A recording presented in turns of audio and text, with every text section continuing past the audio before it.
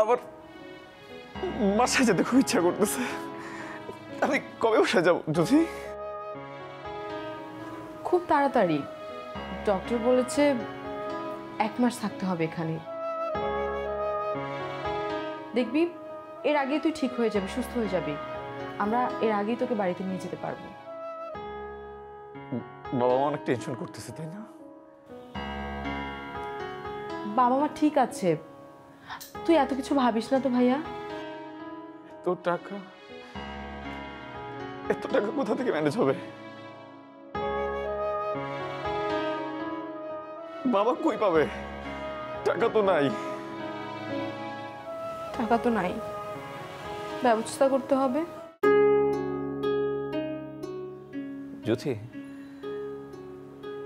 আমি কি আর হাঁটতে পারবো না? ডাক্তার কি বলছে? ভাইয়া তুই এত চিন্তা করিস না তো, সব ঠিক হয়ে যাবে। তুই অবশ্যই হাঁটতে পারবি, কেন হাঁটতে পারবি না? আর যেভাবে তোর ট্রিটমেন্ট করা হচ্ছে, তোর পায়ের চিকিৎসা করা হচ্ছে, দেখবি তোর অপারেশন সাকসেসফুল হবে। আর এটা তো তোর সঙ্গে একা না, তুই নতুন না,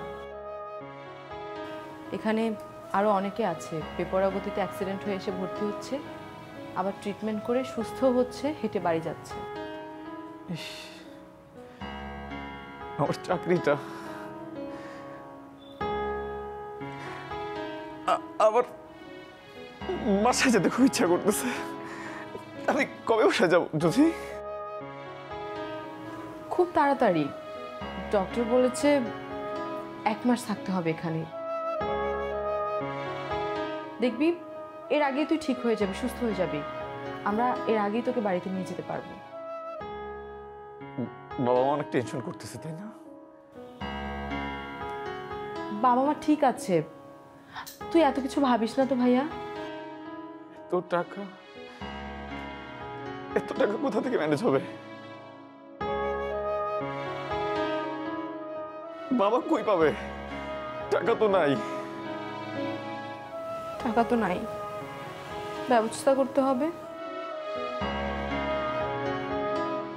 এখানে ডিউ পেমেন্টে তোর চিকিৎসা হচ্ছে। তোর এক স্টুডেন্টের বাবা আছেন বলে এখানে। তাও ভালো যে কিছু মানুষ আমাকে এখানে এনে ভর্তি করছিল। যদি না আনতো তাহলে মনে হয় না আমি বাঁচতাম না আমি জ্যোতি। এখন আমার টেনশন হচ্ছে টাকা কোথা থেকে পাবো। এই টেনশন তো আমি আরো অসুস্থ হয়ে যাব। আমার মোবাইল ফোনটাও নাই, মোবাইল ফোনটা ভেঙে গেছে।